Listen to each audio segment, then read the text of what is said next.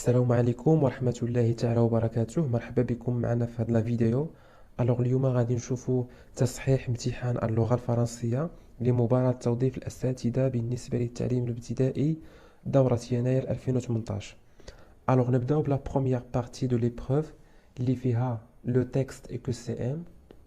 Donc نقراو النص بسرعة و après نشوفوا les questions. D'accord? Le père de Charles, ayant fait faillite, décida d'envoyer son fils Charles Grandet chez son oncle, espérant que si son fils épousait sa nièce, il aurait quelque chance de redevenir riche. Monsieur Charles Grandet, beau jeune homme de 22 ans, produisait en ce moment un singulier contraste avec les bons provinciaux que déjà ses manières aristocratiques révoltaient passablement et que tous étudiaient pour se moquer de lui. Ceci veut une explication. À 22 ans, les jeunes gens sont encore assez voisins de l'enfance pour se laisser aller à des enfantillages. Aussi peut-être sur 100 d'entre eux s'en rencontrerait-il bien 99 qui se seraient conduits comme se conduisait Charles Grandet. Quelques jours avant cette soirée, son père lui avait dit d'aller pour quelques mois chez son frère de Saumur. Peut-être M. Grandet de Paris pensait-il à Eugénie. Charles, qui tombait en province pour la première fois, eut la pensée d'y apparaître avec la supériorité d'un jeune homme à la mode de désespérer l'arrondissement par son luxe, d'y faire époque et d'y importer les inventions de la vie parisienne. Enfin, pour tout expliquer d'un mot, il voulait passer à Saumur plus de temps qu'à Paris, à se brosser les ongles et affecter l'excessive recherche de mise que parfois un jeune homme élégant abandonne pour une négligence qui ne manque pas de grâce. Charles emporta donc le plus joli costume de chasse, le plus joli fusil, le plus joli couteau, la plus jolie gaine de Paris. Il emporta sa collection de gilets les plus ingénieux. Il emporta toutes les variétés de cols et de cravates en faveur à cette époque. Il emporta 2 habits de buisson et son linge le plus fin. Il emporta sa jolie toilette d'or, présent de sa mère. Il emporta ses colifichets de dandy, sans oublier une ravissante petite écritoire donnée par la plus aimable des femmes, pour lui du moins par une grande dame qu'il nommait Annette, et qui voyageait maritalement ennuyeusement en Écosse, victime de quelques soupçons auxquels besoin était de sacrifier momentanément son bonheur. Puis force jolis papiers pour lui écrire une lettre par quinzaine. Ce fut enfin une cargaison de futilités parisiennes, aussi complète qu'il était possible de la faire, et où depuis la cravache qui sert à commencer un duel, jusqu'au beau pistolet ciselé qui le termine, se trouvaient tous les instruments oratoires dont se sert un jeune oisif pour labourer la vie. Son père lui ayant dit de voyager seul et modestement, il était venu dans le coupé de la diligence retenue pour lui seul, assez content de ne pas gâter une délicieuse voiture de voyage commandée pour aller au-devant de son Annette, la grande dame que, etc., et qu'il devait rejoindre en juin prochain aux eaux de Badin. Donc voilà, ça c'est le texte de Honoré de Balzac. Donc الكاتب ديال هاد النص هذا هو Honoré de Balzac. Donc le titre de l'œuvre c'est Eugénie Grandet. يعني اسم الكتاب هو Eugénie Grandet. Donc c'est la partie 2. Alors ندوزو الآن les questions de compréhension. Alors نبداو بالمجال الأول اللي هو la compréhension de l'écrit, 12 points. La première question, en tenant compte de la référence du texte, où se trouve cet extrait dans l'œuvre. يعني بالرجوع إلى مرجع النص أين يوجد هذا l'extrait في l'œuvre. واش à la fin du roman يعني في النهاية ديال الرواية, au milieu du roman في الوسط, au début du roman في البداية, ou bien à la quatrième de couverture يعني في الغلاف. Alors نمشيو نشوفوا la référence du texte ونشوفوا فين كاين هذا l'extrait هذا. Alors voilà, هذا هو la référence. Donc عندنا هنا partie 2 يعني الجزء الثاني. Alors bien sûr هذا l'extrait هذا كاين في الوسط ديال الرواية, au milieu du roman. D'accord? Donc الجواب الصحيح هو B, au milieu du roman. La question 2. Alors, parmi les titres suivants, lequel correspond le mieux au texte. Alors نبين هاد العناوين هادو فينا هو العنوان اللي كيلائم النص. A.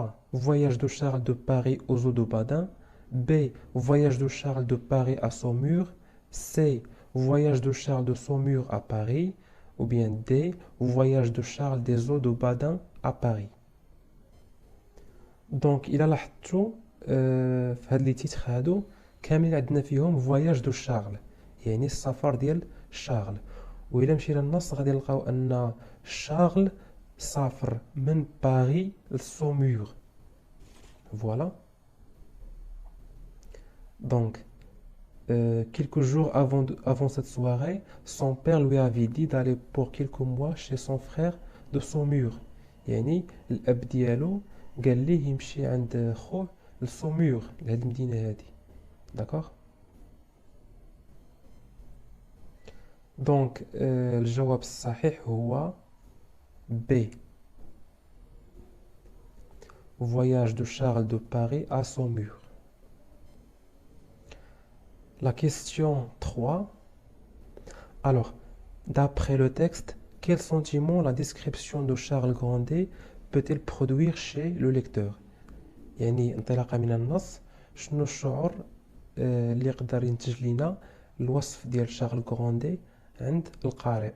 واش لو ميبري دو شارل يعني احتقار ديال شارل، لامور دو شارل يعني حب شارل، لادميراسيون دو شارل يعني الاعجاب، لانديفيرونس انفير شارل يعني البرودة تجاه شارل.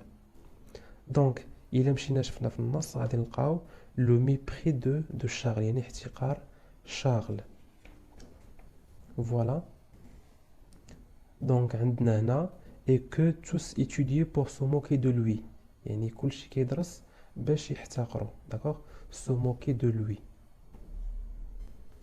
Donc الجواب الصحيح هو le mépris de Charles.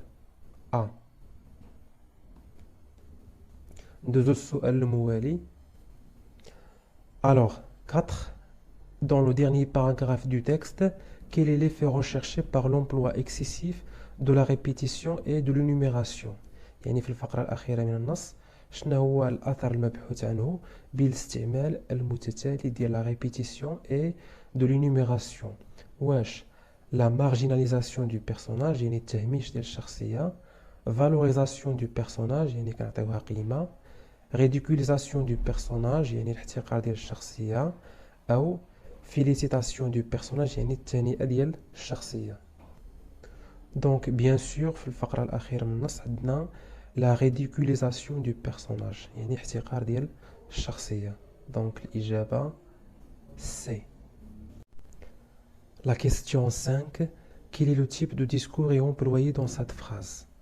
Peut-être Monsieur Grandet de Paris pensait-il à Eugénie.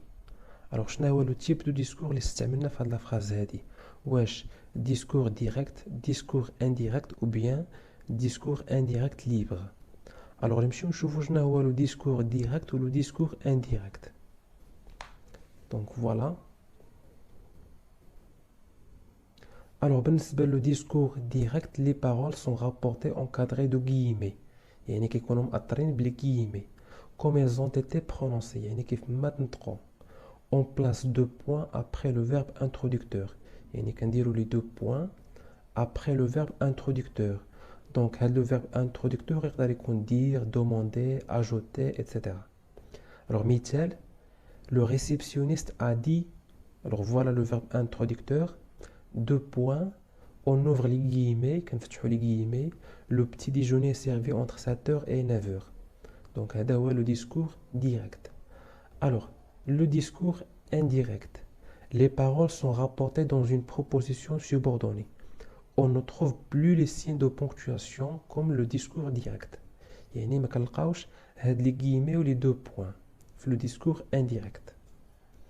Alors مثال, le réceptionniste a dit que le petit déjeuner était servi entre 7h et 9h. D'accord? Alors نمشيو نشوفوا la phrase اللي عندنا. Alors voilà عندنا les guillemets وما عندناش le verbe introducteur. وما عندناش les 2 points. Donc ce n'est pas un discours direct. Donc ماشي discours direct. Alors بالنسبة le discours indirect قلنا ما كيكونش فيه les guillemets. Donc, الجواب الصحيح هو C. Discours indirect libre. D'accord? La question 6. Alors, que signifie l'expression faire époque؟ يعني شنو كتعني هاد العبارة هادي؟ واش laisser un souvenir durable marquant son temps, se souvenir de la belle époque, vivre selon les traditions de son époque, ou bien vivre son âge normalement dans le temps. Donc, هاد l'expression هادي إلا مشيتو قلبتو عليها في الانترنت غادي تعطيكم هاد لو شوا هذا. Laisser un souvenir durable marquant son temps. هو الجواب الصحيح. La question 7. Alors, d'après le texte, انطلاقا من النص, quel est le sens de c'est une grande dame? شنو هو المعنى ديال c'est une grande dame? واش une dame âgée, une dame qui frise la vieillesse, une dame admirée pour ses qualités intellectuelles et artistiques, ou bien une dame appartenant à une classe populaire. Donc, c'est une grande dame كتعني هي c'est une dame admirée pour ses qualités intellectuelles et artistiques. D'accord? Deux السؤال الموالي. 8. D'après le texte, les informations suivantes sont-elles vraies ou fausses؟ يعني انطلاقا من النص هاد المعلومات هادي واش صحيحة ولا خاطئة؟ الوغ هاد السؤال غادي نجاوبو عليه بسرعة باش ما نضيعوش الوقت. Donc A, Charles Grandet, beau jeune homme, produisait contraste ou bien produisait contraste avec lui-même. Donc c'est faux ou bien fausse. B, à 22 ans, les jeunes produisent des contrastes avec eux-mêmes. Donc c'est fausse. C, 90% des jeunes gens se comportent comme Charles. Donc c'est vrai. D, alors Charles Grandet voulait passer son temps à tout expliquer. Donc c'est fausse. E, Charles voyage aux eaux de Badin pour rencontrer Eugénie Grandet. Donc c'est faux. Bien fausse. F, Charles emporta de Paris une cargaison de futilité. Yani, vrai. Donc c'est une information vraie. G, la mise de Charles Grandet choqua les habitants de Saumur. C'est vrai.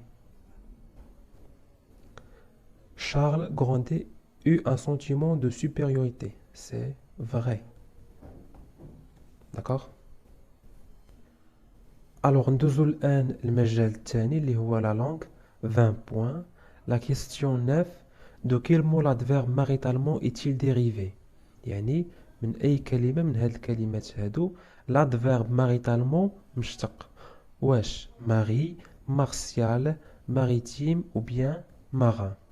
Alors باش نعرف من أي كلمة مشتق هاد l'adverbe هذا خاص تكون عندي داك الكلمة موجودة في هاد l'adverbe هذا.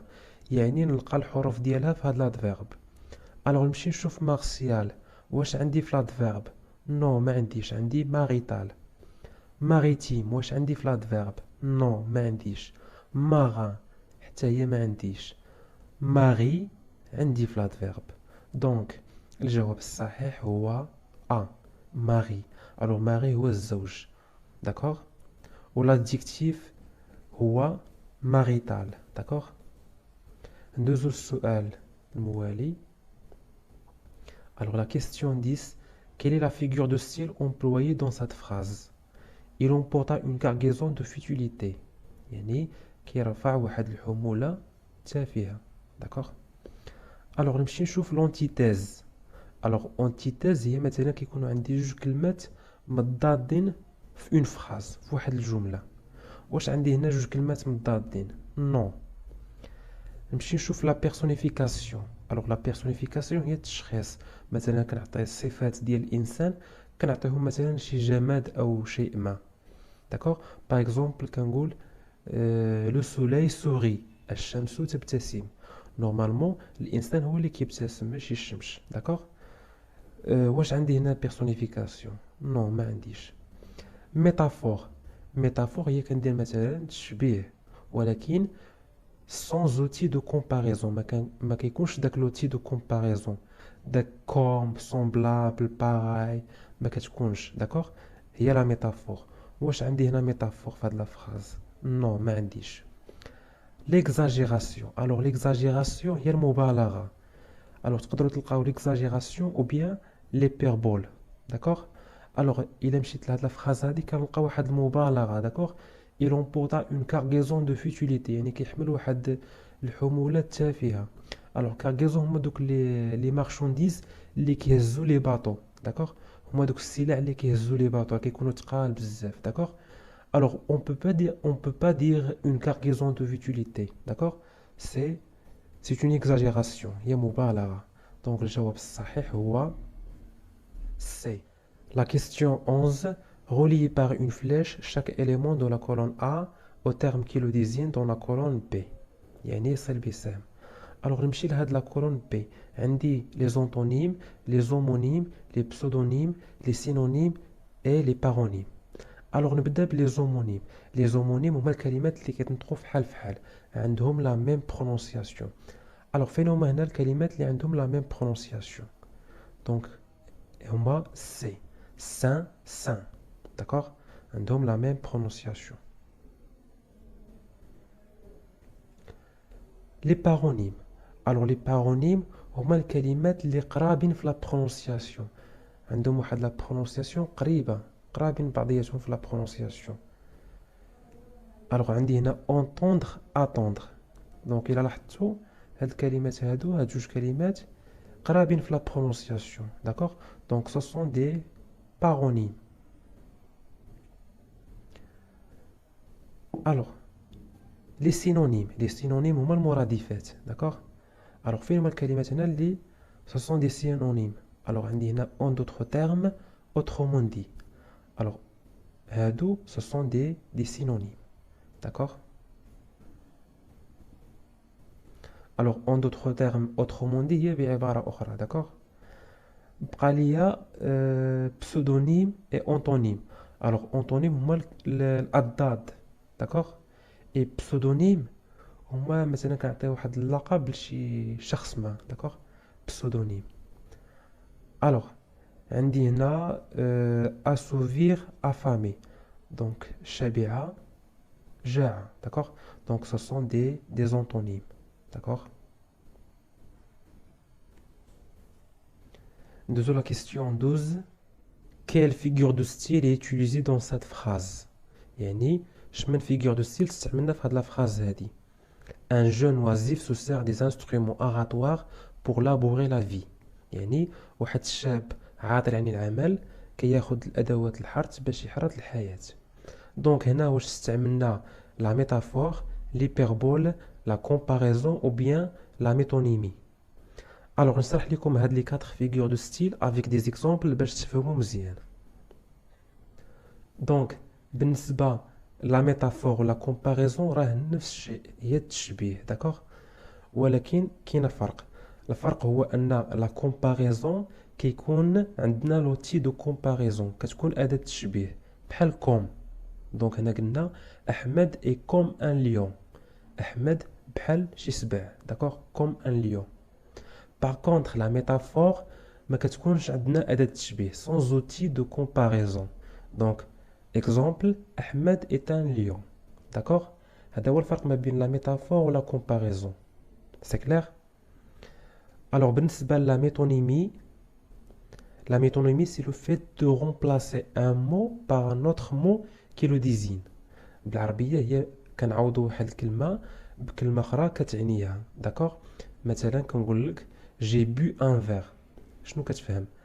الوغ شربت كاس. الوغ يعني شربت داك المحتوى اللي داخل الكاس. داكوغ j'ai bu le contenu du verre. داكوغ ce qui est à l'intérieur du verre. مثلا عصير اتاي etc. داكوغ او مثلا كنقول غابة دور. الرباط تنام او نامت. الوغ هنا شنو قصدت؟ هنا ماشي قصدت لا فيل غابة دور، قصدت لي زابيتون دو لا فيل دورم، يعني السكان ديال المدينة هما اللي نعسوا. داكوغ. وبالنسبة l'hyperbole هي l'exagération المبالغة. مثلا كنقول لك je meurs de faim كنموت بالجوع. d'accord هذه c'est une hyperbole مبالغة. alors نرجعوا لا phrase اللي عندنا. alors نمشيو نشوفوا لا كومباريزون. واش عندنا لا كومباريزون في هاد لا فراز هادي؟ واش عندنا داك اداه التشبيه في لا فراز؟ ما عندناش. دونك سو ني با اون كومباريزون. l'hyperbole واش عندنا مبالغه في هاد لا فراز هادي؟ نو. لا ميتونيمي دونك واش عوضنا شي كلمه بشي كلمه اخرى كتعنيها في هاد لا فراز هادي؟ لا. دونك هنا il s'agit d'une métaphore. درنا واحد التشبيه داكوغ ولكن sans outil de comparaison بلا أداة تشبيه. دونك هنا شبهنا واحد الشاب كيحاول أنه يبني الحياة ديالو بواحد الشاب كيحرث الأرض.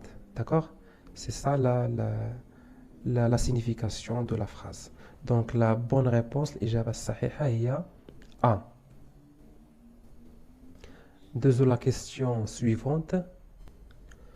Relié par une flèche, chaque mot de la colonne A a son antonyme dans la colonne B. يعني غادي نربطو بسهم ما بين الكلمة والضد ديالها. d'accord alors emporter. emporter le contraire هو rapporter. d'accord يعني donc aristocrate يعني aristocratie le contraire c'est populaire شعبي. futilité le contraire c'est importance. alors importance هي أهمية.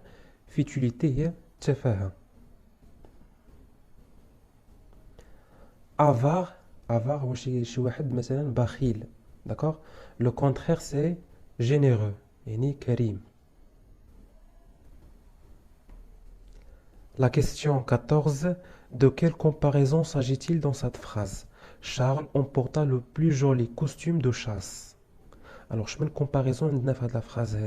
Wesh, l'infériorité, l'absolu, l'égalité ou bien la supériorité. Alors, en fait, il a la phrase, ما عندناش un comparatif, mais plutôt un superlatif. علاش؟ حيتاش le comparatif ما كتكونش فيه هاد le. D'accord؟ كتكون عندنا juste plus que, moins que ou bien aussi que. d'accord alors نمشيو نشوفوا هاد les différents superlatifs اللي عندنا. voilà alors عندنا le superlatif relatif de supériorité, le superlatif relatif d'infériorité وعندنا le superlatif absolu. d'accord alors بالنسبة le superlatif relatif de supériorité كيتكون il est formé de le plus adjectif plus de. Par exemple, mon vélo est le plus rapide de tous. D'accord?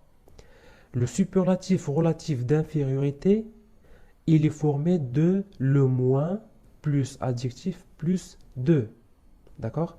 Exemple, mon vélo est le moins rapide de tous. Le superlatif absolu, il est formé d'un adverbe exprimant un degré très élevé. يعني كيتكون من واحد l'adverbe اللي كيعبر لينا على واحد الدرجة عالية très élevé. par exemple كنستعملو très, fort, bien, etc. et d'un adjectif. d'accord par exemple mon vélo est très rapide. voilà عندنا l'adverbe très qui exprime un degré très élevé وعندنا plus un adjectif. d'accord هذا هو le superlatif absolu. alors في la phrase اللي عندنا le plus joli costume de chasse. donc عندنا le plus de. alors إلا مشينا شفنا في هاد les différents superlatifs كنلقاوه هنا le plus de. alors le plus adjectif plus de. donc c'est un superlatif relatif de supériorité. d'accord donc la bonne réponse c'est D, la supériorité. La question 15. Relié par une flèche, chaque nom souligné dans la colonne A a son dérivé adjectival dans la colonne B. Alors voilà le nom souligné. Alors A, exposition de fleurs. alors le nom souligné. alors فين هو le dérivé adjectival ديالو؟ واش lacustre, artisanal, floral, manuel, filial. alors إلا لاحظنا هنا عندنا floral. donc fleur, floral. Donc le dérivé adjectival c'est floral. B, ces poissons vivent dans le lac.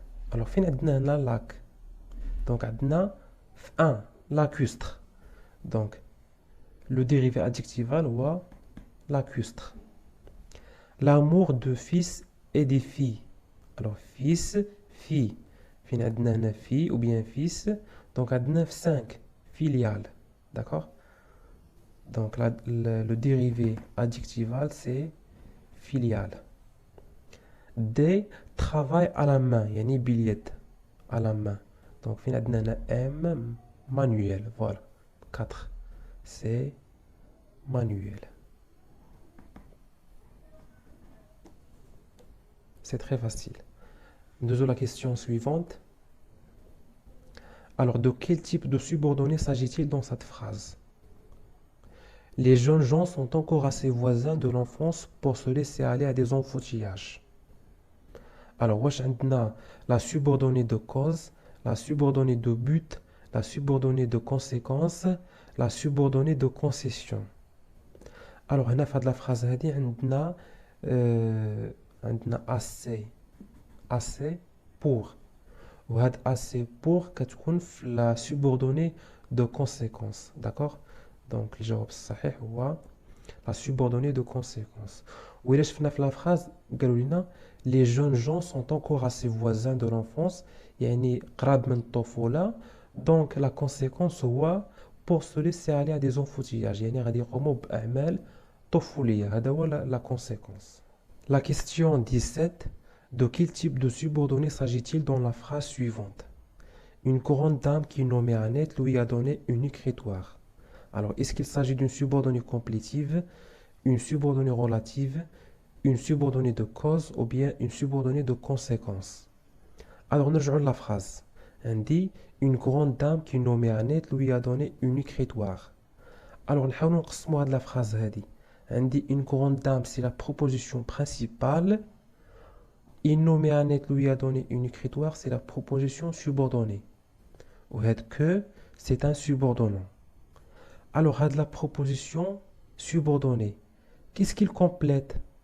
Il nommé Annette. Je connais Annette. C'est la dame. Donc, la proposition subordonnée complète la proposition principale ou bien complète le nom dame. D'accord? Alors, il s'agit d'une subordonnée relative. D'accord? La question 18. Alors, relié par une flèche chaque nom de la colonne A à l'adjectif qualificatif qui lui correspond dans la colonne B. Donc, on a dit les noms ou on a dit les adjectifs. Alors, on va le nom robe. Alors, robe, c'est un nom féminin pluriel. Alors, on a l'adjectif féminin pluriel. Donc, quoi? Joli. ES. Donc, robe, jolie. D'accord? La ligne. Alors, la ligne, c'est un nom féminin singulier. Alors, on a l'adjectif féminin singulier. Ou droite. Donc, la ligne droite. Cheveux. Alors, cheveux, c'est un nom masculin pluriel. Alors, on a masculin pluriel. Alors, il y a blanc, belle, crépus. Donc, cheveux, crépus. Savon. Alors, je ne pas. Blanc, belle. Alors, savon, c'est un nom masculin singulier. Alors, on dit savon blanc. D'accord? La question 19. Quelle est la fonction grammaticale de la subordonnée relative dans cette phrase? Ce sont des instruments oratoires dont se sert Charles pour labourer la vie. Alors, est-ce que c'est un complément du nom, complément d'objet indirect, complément d'adjectif ou bien complément d'agent? Alors, la fonction grammaticale de la subordonnée relative, toujours complément du nom. D'accord? Complète son nom ou bien son antécédent. Alors, son antécédent, ça peut être un nom ou bien un pronom. Alors, on a dit, ce sont des instruments oratoires dont se sert Charles pour labourer la vie. Alors, dont se sert Charles pour labourer la vie, qu'est-ce qu'il y a? Des instruments oratoires. C'est un complément du nom. كون كنطلبوا لي لا فونكسيون غراماتيكال دو برونون رولاتيف دون غادي نقول كومبليمون دوبجي انديريكت، ولكن هما طلبوا لي لا فونكسيون غراماتيكال دو لا سوبوردوني رولاتيف، donc c'est un complément du nom. La question 20. Alors, quelle est l'écriture correcte du nombre 90 281? Alors, A, B, C ou bien D. Alors, هنا غادي نمشي نشوف 1000 و 100 باش نعرف الجواب الصحيح. Alors, القاعدة كتقول لي 1000 ne s'accorde pas, ne s'accorde jamais. دائما كتبقى avec E à la fin، ما كنزيدوش S. دونك غادي تحيد الاختيار الثاني والثالث، غادي نحيدو بي و سي، غتبقى ما بين A و D. دونك نمشي نشوف 100. الوغ 100 القاعدة كتقول إلا كان تابعها ان نومبر ما كتاكورداش، ما كنزيدوش اس على فان. دونك هنا عندي 100 تابعها ان نومبر 81، دونك سا ريست ان فاريابل. دونك الجواب الصحيح هو دي 90 281. D'accord?